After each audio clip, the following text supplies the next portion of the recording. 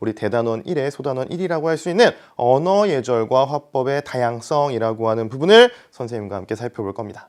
자, 그런데 선생님과 함께 일단 전체적인 교과서 속의 내용부터 먼저 살펴볼 필요가 있을 것 같아요. 교과서 똑똑 훑어보기입니다. 자, 우리가 함께할 교과서 속에는요, 이런 내용이 나와 있었습니다. 대화를 잘하려면 어떻게 해야 할까라는 제목의 라디오 방송 담화가 교과서에 실려 있다는 거 여러분 확인했을 거예요.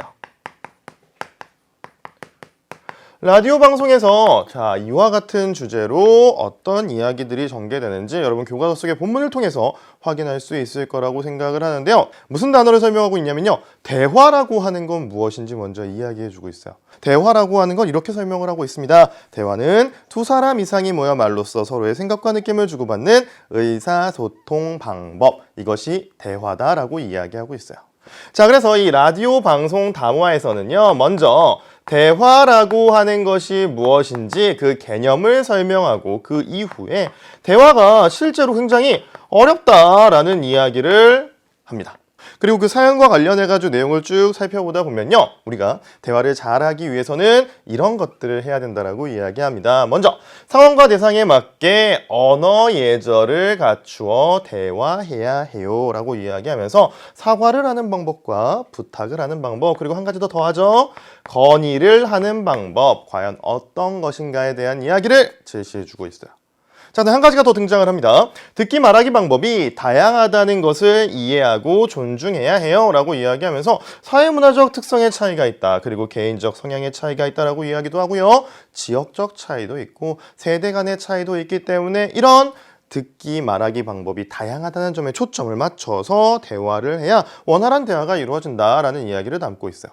이 단원을 제대로 이해하기 위해서 여러분이 반드시 알고 있어야 되는 개념 몇 가지, 그리고 중요한 요소들, 출제 요소들을 함께 정리하도록 할 겁니다. 일단은요, 여러분이 우리가 지금 공부한 이 단원을 제대로 이해하기 위해서는 준언어적 표현과 비언어적 표현이라고 하는 것이 무엇인지는 확실히 알고 있어야 해요.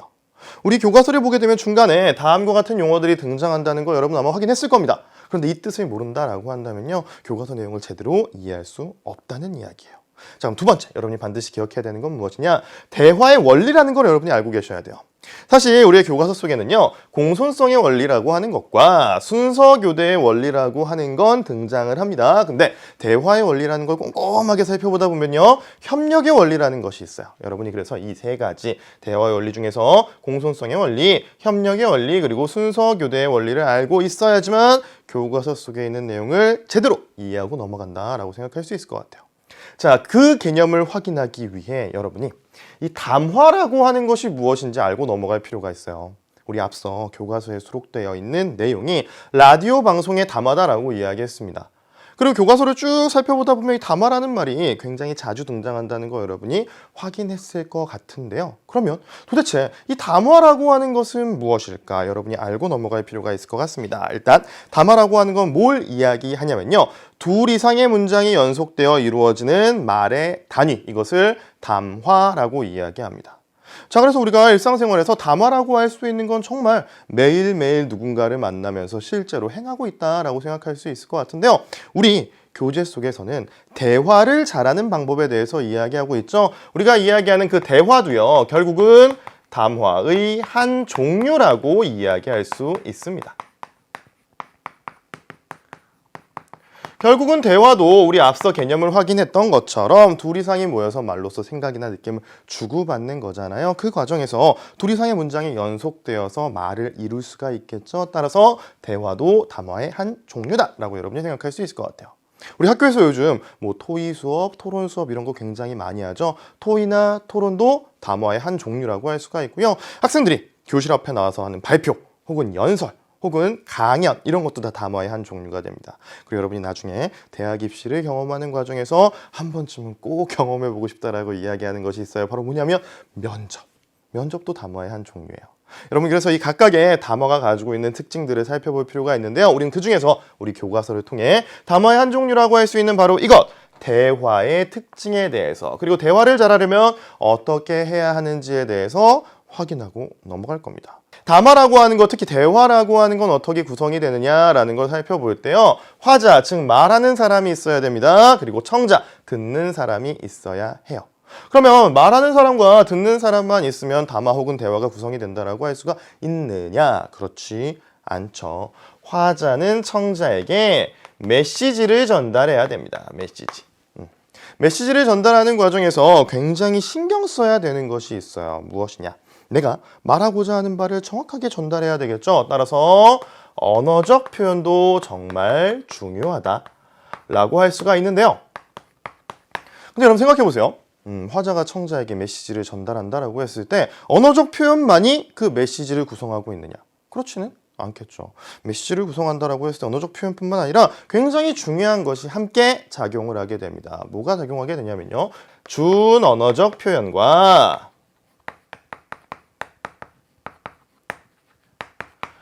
비언어적 표현이라는 것이 굉장히 중요하게 다뤄진다는 겁니다. 준언어적 표현이라고 하는 건 뭐냐면요. 언어적 표현과 함께 구현되는 요소들을 이야기해요. 뭐가 있냐면 억양 혹은 장단 같은 것들 있죠. 이거는 우리가 실제로 말을 하는 과정에서 언어적 표현과 함께 나올 수밖에 없습니다. 따라서 준언어적 표현 혹은 반언어적 표현이라고도 이야기해요. 여러분 시험을 봤어요. 그래서 성적표가 나왔어요. 성적표가 내가 원하는 성적이 나오면 좋겠지만 우리 실제로 살아가다 보면 내가 원하는 성적보다는 원치 않았던 성적이 나오는 경우가 훨씬 더 많습니다. 절대 실망하면 안 되긴 해요. 하지만 그 성적표를 어머님께 갖다 드려야 되는 상황이 옵니다. 어머니께 갖다 드렸어요. 그래서 아이고 혼날까 걱정하고 있는데 어머니가 이렇게 이야기하시는 거예요. 어이구 잘했다라고 이야기하시는 거예요.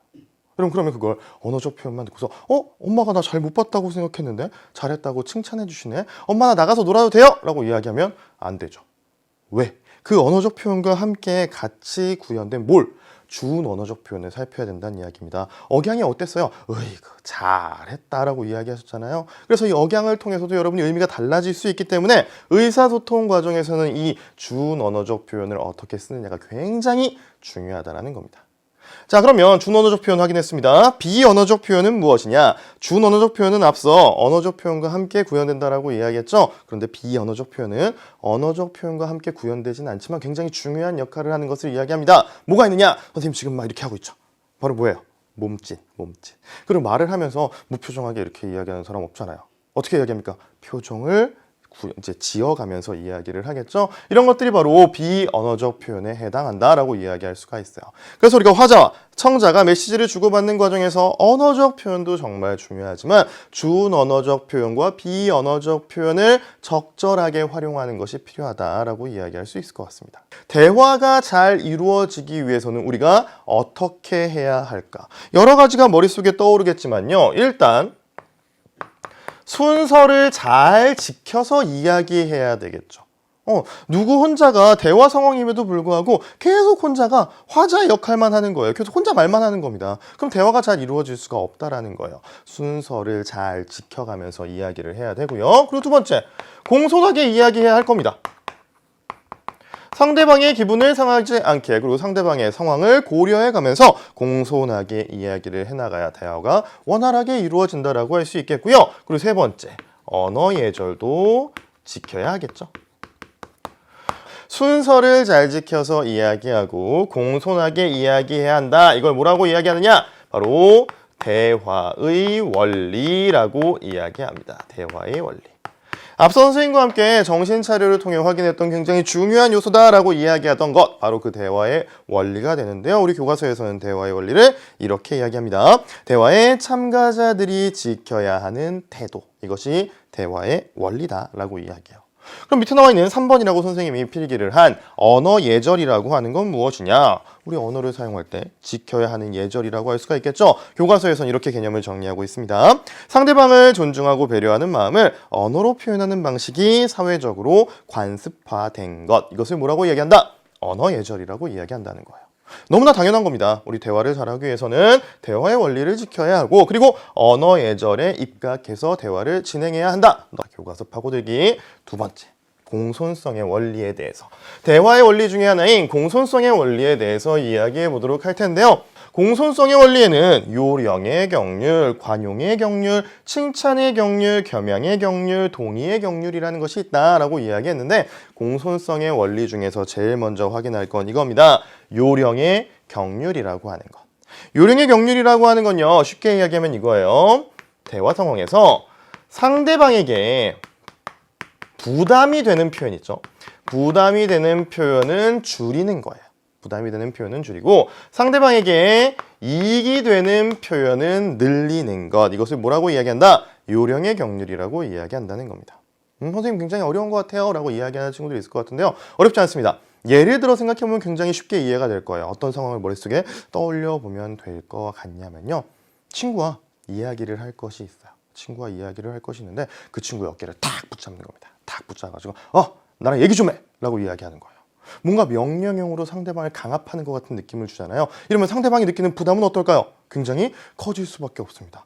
얘기 안 하면 나를 괴롭히면 어떡하지? 나에게 뭔가 해코지를 하면 어떡하지? 라는 생각을 할 수밖에 없어요. 그러니까 어떻게 이야기하면 좋을까요? 미안한데 시간 좀 내어줄 수 있어? 라고 이야기하면 훨씬 더 부드럽게 대화가 진행되겠죠. 상대방이 느끼는 부담감은 줄어들 수밖에 없습니다. 바로 이것이 요령의 경률이라고 이야기하는 거예요. 흔히 상대방에게 부담을 주지 않기 위해서 돌려서 이야기하는 것, 이것을 요령의 경률이라고 이야기한다라고 여러분이 이해해도 될 것 같습니다. 자, 그럼 두 번째 할게요. 관용의 경률이라고 하는 건 도대체 무엇이냐? 관용의 경률이라고 하는 건요. 화자, 말을 하는 사람이 되겠죠. 화자가 느끼는 부담은 크게 만드는 거예요. 화자가 느끼는 부담은 크게 만들고요. 화자가 받을 수 있는 혜택은 줄인다라고 생각하면 될 것 같습니다. 역시 말이 굉장히 어렵기 때문에 여러분 예를 들어 설명하는 것이 좋을 것 같아요. 수업 시간을 한번 상상해 보도록 합시다. 수업 시간에 내가 어쩌다 보니까 교실에서 제일 뒷자리에 앉게 되었어요. 근데 내가 뒷자리에 앉아있기는 하지만 수업을 하는 선생님 목소리가 너무 안 들리는 겁니다. 그래서 손을 번쩍 들었어요. 번쩍 들어가지고 이야기하는 거예요. 선생님 목소리가 작아서 그러는데 크게 좀 얘기해 주세요! 라고 이야기하는 겁니다. 여러분 그럼 어때요? 이건 굉장히 공손하지 못한 표현이다라고 할 수가 있겠죠. 이 경우에 관용의 경률을 바탕으로 해서 이렇게 표현을 하면 보다 공손한 표현이 된다라고 이야기를 하는 겁니다. 내가 원하는 건 선생님이 조금 더 크게 말씀해 주셨으면 하는 거예요. 그러니까 이렇게 얘기하는 거죠. 선생님 제가 잠깐 딴 생각을 했는데 혹은 제가 집중하지 않았는데 앞서 이야기했던 걸 보다 크게 다시 한번 말씀해 주실 수 있겠습니까? 라고 이야기하는 것. 이걸 뭐라고 이야기한다? 화자의 부담은 크게 그리고 혜택은 줄이는 관용의 경률에 입각한 공손한 표현이라고 이야기한다는 겁니다. 어렵지 않죠? 자, 그럼 세 번째 갈게요. 칭찬의 경률. 칭찬의 경률이라는 건 말 그대로 칭찬을 해주자는 겁니다. 누구에게? 상대방에게. 비방하는 표현, 헐뜯는 표현 같은 거는 줄이는 거고요. 상대방에 대한 칭찬을 더 많이 하면 공손한 표현이 될 수 있다라는 이야기입니다. 제3의 친구를 소개받는 상황이에요. 소개받는 상황인데 내가 그 제3의 친구를 그렇게까지 좋은 인상을 받지 못했다라고 할지어도 소개해준 친구가 그 제3의 친구를 소개해준 또 다른 친구가 내 친구 소개받았는데 너 기분이 어때? 라고 얘기하면 그 친구 되게 괜찮은 것 같아 라고 칭찬을 해주라는 겁니다. 이것이 바로 상대방의 입장을 고려한 공손한 표현, 칭찬의 경률에 입각한 표현이라고 이야기할 수 있을 것 같아요. 자, 그 다음에 겸양의 경률. 겸양의 경률은 겸손해라 라는 이야기인데요. 화자가 자신에 대한 비방은 늘리고요. 비방이라고 했을 때 헐뜯는다라고 생각하지 말고 겸손한 표현을 늘리라고 이야기를 하는 겁니다. 그리고 자신에게 칭찬이 될 만한 것은 줄이는 것. 이것이 겸양의 경률이라고 이야기해요. 역시 예를 들어서 이해하면 굉장히 편할 것 같습니다.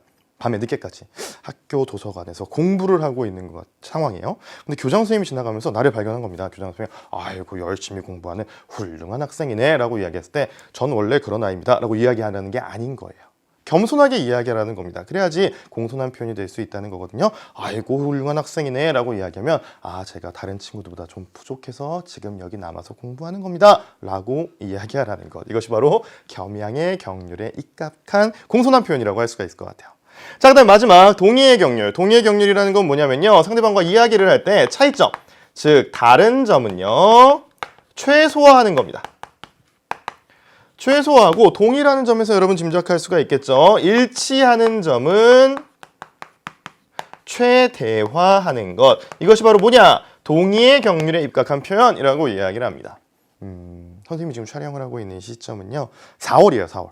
날씨가 굉장히 좋습니다. 날씨가 굉장히 좋고요. 예쁜 꽃들이 정말 많이 피어 있어요. 자, 어느 날 친구가 물어보는 겁니다. 우리 내일 꽃놀이 가지 않을래? 라고 물어보는 거예요. 자, 그런데 나는 가기가 싫어요. 가기가 싫고 난 영화를 보고 싶습니다. 친구가 꽃놀이 가지 않을래? 라고 물어봤을 때 싫어! 라고 이야기하지 말라는 겁니다. 어떻게 이야기해라. 내 의견은 전달을 하되 다른 점은 최소화하고 일치하는 점을 늘려라 라고 이야기하는 거예요. 자, 꽃놀이 가지 않을래? 라는 질문을 받으면 이렇게 이야기하라는 겁니다. 우와, 그래. 4월이고 날씨도 좋으니까 꽃놀이 가면 정말 좋을 것 같아. 그런데 내일은 미세먼지가 심하다고 하니까 우리 영화를 보러 가는 것은 어떨까? 라고 이야기하는 것. 바로 이것이 동의의 경륜에 입각한 보다 공손한 표현이라고 이야기할 수 있을 것 같아요. 자, 그래서 공손성의 원리 선생님과 함께 하나를 확인을 했고요. 우리 대화의 원리 중에 하나 더 있습니다. 뭐가 있냐면요, 협력의 원리라는 것이 있어요. 협력의 원리. 협력의 원리 중에 첫 번째는 뭐냐면요, 양의 경륜. 양의 경륜. 양의 경륜은 뭐냐면요, 필요한 만큼의 정보를 제공하라는 거예요. 지나치게 많은 정보를 제공할 필요도 없고 너무 적은 정보를 제공해서는 안 된다는 이야기입니다. 적당하게 필요한 만큼의 정보를 제공하라고 이야기하는 것이 바로 양의 경륜이라는 거예요. 자, 누군가를 만났습니다. 만나는데 그 누군가, 새롭게 만나게 된 그 사람의 사는 곳이 궁금한 거예요. 그래서 질문을 하는 겁니다. 너 어디 살아? 라고 물어봤을 때 보통은 어떻게 대답해요? 나에게 내가 사는 곳을 물어보는 거니까 선생님 경기도 수원에 살거든요. 난 경기도 수원에 살아 정도만 이야기하면 된다는 거예요. 자, 그런데 이렇게 이야기하는 겁니다. 너 어디 살아? 라고 질문을 받을 때 너무 많은 정보를 제공하는 경우가 있어요. 나는 경기도 수원시 권성구 구운동 어디에 살아. 우리 옆집에는 뭐가 살고 우리 옆집에는 뭐가 있고 우리 뒷집에는 빨간 지붕에 2층 양옥집이 있어. 뭐 이렇게 이야기하는 거. 불필요한 정보를 너무 많이 제공하는 경우에도 원활한 의사소통, 원활한 대화가 이루어질 수 없다는 이야기입니다. 자, 그래서 양의 경륜이라고 하는 것 여러분이 기억하면 될 것 같고요. 두 번째, 질의 경륜이라는 거 하는 건 뭐냐면요, 타당한 근거를 들어서 진실을 말하라. 바로 이것이 질의 경륜입니다. 시험 기간이요. 시험 기간에 아침에 한 친구가 와가지고 나 어떻게 어제 밤에 자느냐고 밤에 잠만 자느냐고 공부를 하나도 못했어 라고 이야기하는 거예요. 근데 알고 보면 그 친구 뭐예요? 밤에 혼자 새벽 3시, 4시까지 열심히 공부를 하는 겁니다. 막 코피 터지고 공부를 했어요. 공부를 했는데 누가 물어봤을 때 너 열심히 공부했어? 시험 범위 다 했을 때? 다 했어? 라고 물어보면 아니야, 나 공부 어제 잠들어가지고 아무것도 못했어 라고 이야기하는 겁니다. 이거 뭐예요? 거짓을 이야기하는 거죠. 선생님이 예전에 그랬어요.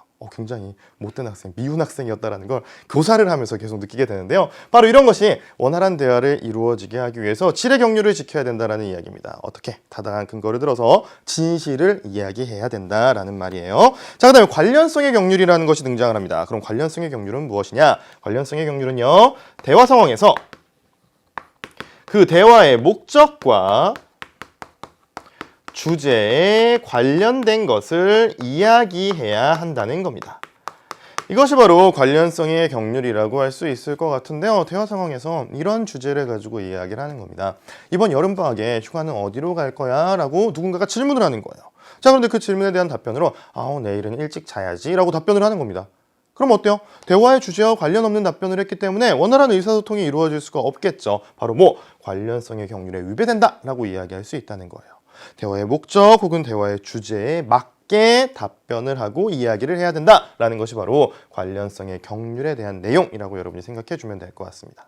자, 그 다음에 협력의 원리 중에 마지막 태도의 경륜이라고 하는 것이 있습니다. 태도의 경륜은요, 모호하고 중의적인 표현 두 가지 이상으로 의미를 가질 수 있는 표현은 지양하고 뭐 하는 거냐? 간결하고 조리 있는 표현을 써라 라고 하는 것이 바로 태도의 경륜이라고 생각하면 될 것 같아요. 우리 친구 중에 그런 친구 있어요. 사실 저도 그런 사람 중에 한 명인데요. 내일 뭐 할까? 라고 누군가가 물어보는 겁니다. 그럼 막 이렇게 대답하는 친구들 있죠. 내일 왠지 점심에는 피자도 먹고 싶은데 내일 근데 짜장면도 먹어야 될 것 같은데 근데 영화를 보러 가고 싶은데 영화를 먹으면 팝콘이 먹고 싶은데 근데 팝콘만 먹으면 콜라도 먹고 싶다. 이렇게 대답하는 친구 있어요. 뭔가 우리가 흔히 이야기하는 선택장애라고 이야기하는 것들 있죠. 그것처럼 모호하고 중의적인 표현들은 가급적이면 지양하고 간결하고 조리 있게 원하는 대답을 해줘야 된다라고 하는 것이 바로 태도의 경륜이라는 겁니다. 자, 이와 같이 협력의 원리를 잘 지킨다라고 한다면 뭐가 이루어질 수 있다? 원활한 대화가 이루어질 수 있다라는 거예요. 자, 그리고 우리 앞서서 이야기했던 것 중에 하나죠. 바로 순서 교대의 원리. 대화할 때에는 서로 적절하게 순서를 지키며 말을 주고받아야 한다. 그래서 순서 교대의 원리라고 이야기하는 겁니다. 자, 그럼 교과서의 내용을 한번 보도록 합시다. 제가 친구에게 잘못한 일이 있어 사과했는데 친구는 오히려 화를 내더라고요. 사과의 말을 잘하는 방법이 있는 건가요? 저는 이렇게 했어요 라면서 대화 상황을 제시해주고 있어요. 대화 상황에 뭐라고 이야기하느냐? 자, 사연을 보낸 사람은 재영입니다. 재영이랑 소희의 대화라고 할 수 있을 것 같은데요. 소희가 이야기해요.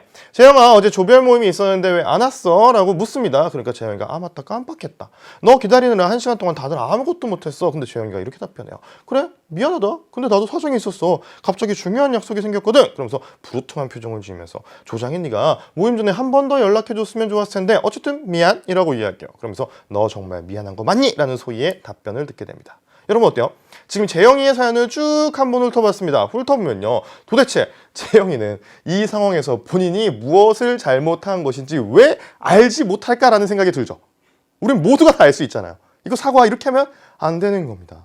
우리 앞서 봤었던 대화의 원리, 그리고 선생님이 담화의 구성 요소라고 이야기했던, 특히 대화의 구성 요소라고 이야기했던 걸 머릿속에 떠올려보면요, 무엇이 잘못되었는지 확인할 수가 있어요. 분명히 재영이는 잘못한 게 있습니다. 잘못한 게 있음에도 불구하고 뭐라고 이야기해요? 변명으로 일관하고 있다는 거 확인할 수가 있어요. 너 왜 약속 시간에 1시간 동안 안 왔니? 1시간 동안 오지 않고 사람들을 기다리게 했니? 라고 이야기를 하니까 자신의 잘못을 인정하는 것이 아니라 변명으로 일관하고 있다는 거 확인할 수가 있고요. 그리고 사과를 하는데 부르퉁한 표정을 지었다는 거 알 수가 있습니다. 우리 표정이라고 하는 건 앞서 뭐다? 그렇죠. 비언어적 표현.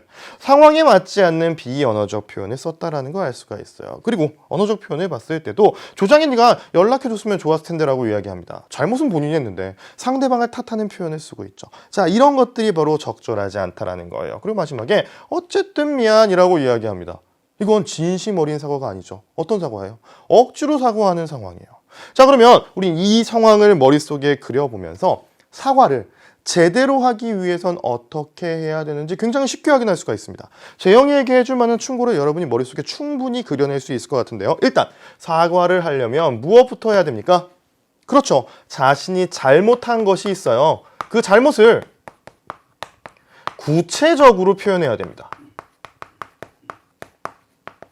내가 어떤 점에서 잘못을 했어. 그래서 내 마음을, 네 마음을 상하게 했구나 라는 등과 같이 잘못을 인정하는 표현을 구체적으로 해주는 것이 굉장히 중요하다는 걸 알 수가 있어요. 재영이처럼 저렇게 사용하면 안 된다는 이야기입니다. 자, 그리고 앞으로는 그렇게 하지 않겠다라고 하는 개선 의지도 표현해야 돼요. 자, 이것이 사과에서 굉장히 중요한 요소라고 하는 건 여러분이 쉽게 짐작할 수 있을 것 같습니다. 자, 그 다음에 재영이에게 해줄 만한 충고 또 다른 것이 있죠. 재영이는 지금 무엇으로 일관하고 있어요? 그렇죠. 변명으로 일관하고 있어요. 하지만 우리 진정한 사과가 되려면 변명을 해서는 안 된다라는 거 여러분 익히 알고 있을 것 같습니다. 자, 그리고요. 사과를 하는 과정에 재영이처럼 상대방 탓을 해서도 안 된다라는 거 여러분 알 수가 있겠죠. 자신이 잘못한 것인데 왜 상대방에게 연락을 한 번 더 해주지 않았느냐라는 상대방 탓을 하면 절대 진정한 사과라고 할 수가 없을 것 같습니다. 자, 그리고 세 번째. 우리 재영이가 잘못한 것을 쭉 검토하는 과정에서 사과가 제대로 이루어지기 위해서 어떤 표정을 지어야 돼요? 사과를 하는 진짜 미안한 표정을 지어야 될 거 아니에요? 근데 재영은 어떻게 했습니까? 부르퉁한 표정을 지었다라고 이야기합니다. 우린 사과를 할 때 무엇에 유념해야 된다? 그렇죠. 나의 진심 어린 사과가 잘 드러날 수 있도록 비언어적 표현. 그리고 지금의 사연 속에서는 드러나고 있지는 않지만 반언어적 표현 혹은 준언어적 표현도 적절하게 써야 한다라는 건 여러분 짐작할 수가 있겠죠. 자, 이와 같은 것들을 고려해서 사과를 해야 그 사과가 상대방에게 나의 진심을 전달하는 진정한 사과라고 할 수 있을 것 같습니다. 또 다른 사연 한 가지를 살펴보도록 할게요. 부탁과 관련한 명찬이의 사연을 들어봅시다 라고 이야기하네요. 자, 그러면서 사연을 보니까요. 부탁할 때에도 방법이 있나요? 제가 부탁하면 상대방이 기분 나빠하는 것 같아요. 저는 이렇게 했어요 라고 이야기해요. 그러면서 명찬이가 이야기하는 거 볼게요. 연호야, 오늘 나 대신 교실 청소 좀 해줘 라고 이야기해요. 연호가 말하기를 나 오늘 옆반 애들이랑 축구 시합하기로 했는데 왜? 너 무슨 일 있어? 좀 바빠서 그래. 에이, 째째하게 굴지 말고 좀 해줘 라고 이야기합니다. 그러니까 연호가 야, 너 부탁하는 내가 뭐 그러냐? 라고 이야기해요. 우린 역시 이 명찬이의 사연을 보면서도 도대체 왜 명찬이는 본인이 뭘 잘못했는지 모르는 것일까라고 의문을 가질 수밖에 없습니다. 누구나 알 수 있잖아요. 부탁 이렇게 하는 사람이 어디 있습니까? 이렇게 하면 안 돼요. 명찬이가 잘못한 점도요, 우리 어렵지 않게 확인할 수가 있습니다. 명찬이가 맨 처음에 뭐라고 이야기해요? 나 대신 오늘 교실 청소 좀 해줘 라고 이야기합니다. 자신이 이야기하고자 하는 바만 일방적으로 전달하고 있어요. 부탁을 한다라고 한다면 먼저 상대방의 입장을 고려해야 되겠죠. 상대방의 상황을 확인해 보면서 내 부탁을 들어줄 수 있는 상황인지 먼저 알아봐야 됨에도 불구하고 자신의 입장만을 일방적으로 마치 명령을 하듯이 전달하고 있다는 거 확인할 수가 있습니다. 자, 그리고 이런 부탁을 받은 연호가 물어보잖아요. 너 왜 무슨 일 있어? 라고 이야기를 하니까 그냥 좀 바빠서 그래 라고 이야기해요. 부탁을 하는데 왜 부탁을 하는지 그 이유를 명확하게 밝히고 있지 않습니다. 이것도 문제예요.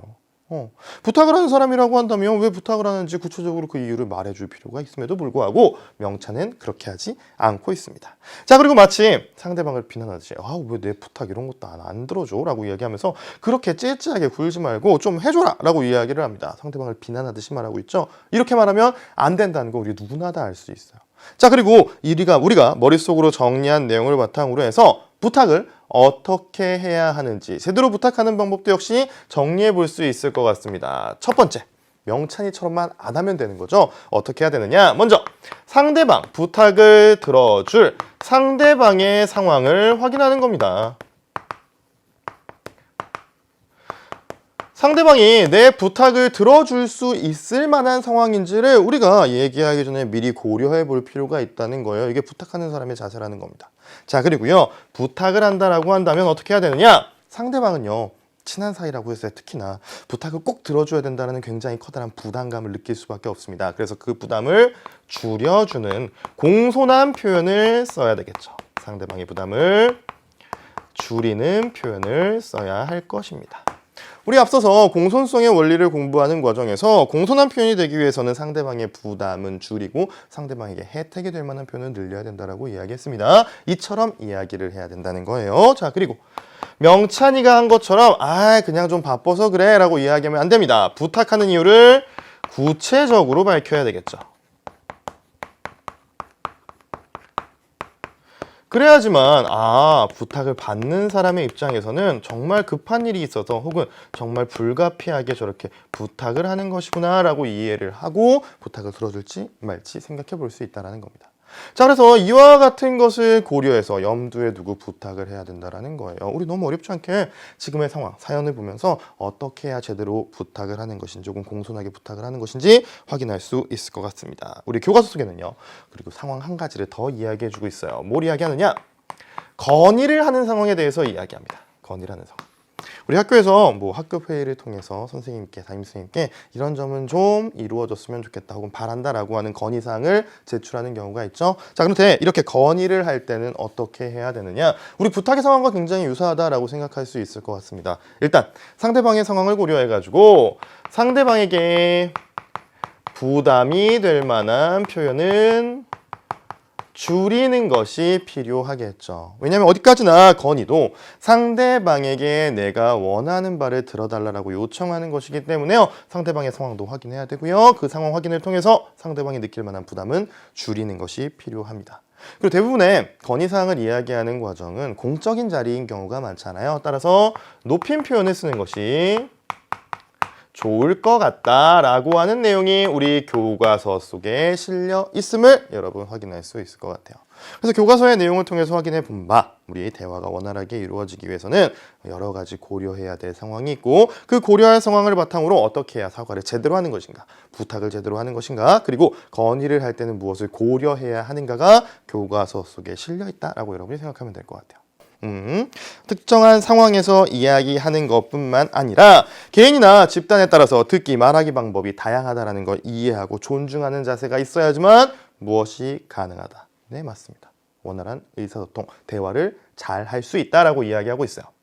자, 그때 우리가 고려해야 되는 것이 있습니다. 역시 앞서 봤던 담화의 구성 요소를 바탕으로 확인할 수가 있을 것 같아요. 우리 담화의 구성 요소 앞서 이야기를 했는데 화자, 청자가 있고요. 그리고 화자가 청자에게 메시지를 전달한다라고 이야기했어요. 자, 그런데 우리가 일상생활에서 만나게 되는 수많은 화자와 청자는요, 다 각기 다른 특성을 가지고 있습니다. 화자와 청자는 각각 개별적으로 지역 간의 차이를 가질 수도 있고요. 화자와 청자는요, 세대 간의 차이를 보일 수도 있습니다. 우리 집에서 부모님하고 이야기할 때도 흔히 말하는 세대 차이를 느끼는 경우가 굉장히 많잖아요. 이처럼 화자와 청자는요, 세대 간의 차이에 따라서 뭐가? 듣기와 말하기 방법이 다를 수 있다는 겁니다. 자, 그리고 세 번째. 어떤 차이를 보일 수 있냐면요, 개인적 성향의 차이를 보일 수 있다는 겁니다.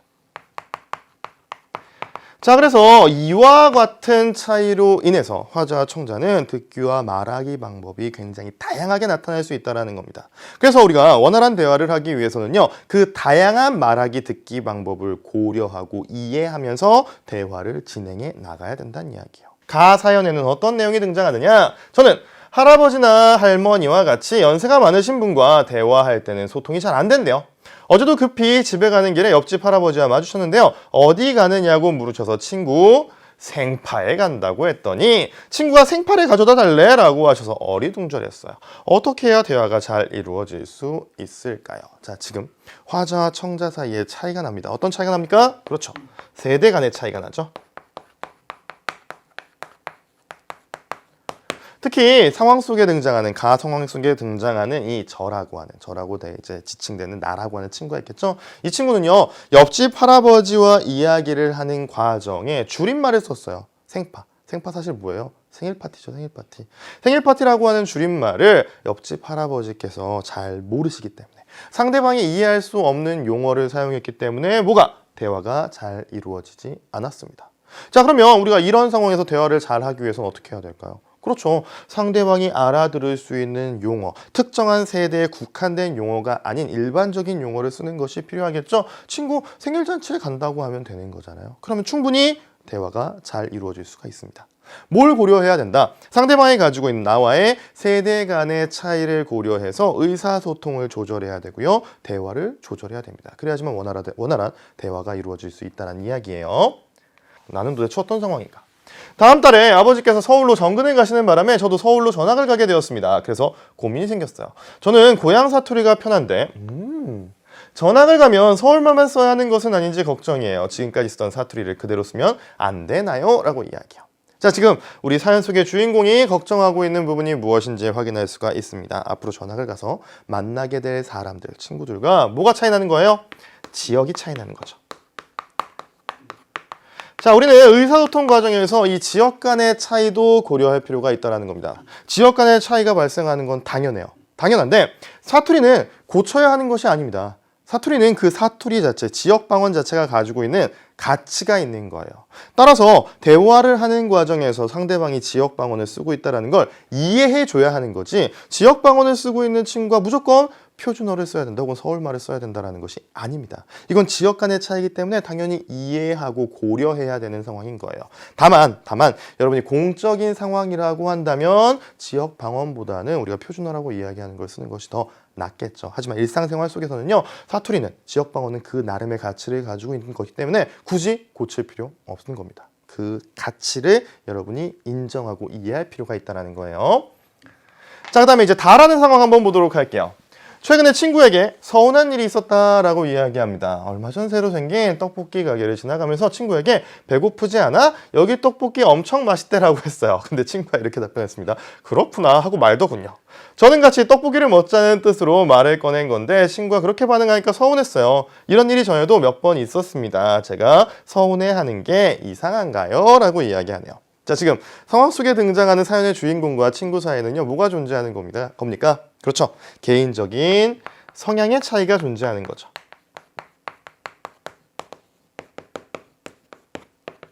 자, 어떤 성향의 차이가 존재하냐면요, 이제 사연의 주인공은요, 보통 자신이 어떤 이야기를 하거나 주장을 할 때 그 직접적으로 전달하는 걸 좀 꺼리는 친구가 봅니다. 그래서 이제 겸양의 표현이라고도 할 수 있고요, 우회적으로 이야기하는 것을 즐기는 친구인 것 같아요. 그게 익숙한 친구인 것 같아요. 그래서 떡볶이를 먹자라는 의사를 전달할 때 이런 표현을 쓰는 거죠. 배고프지 않아? 여기 떡볶이 엄청 맛있대.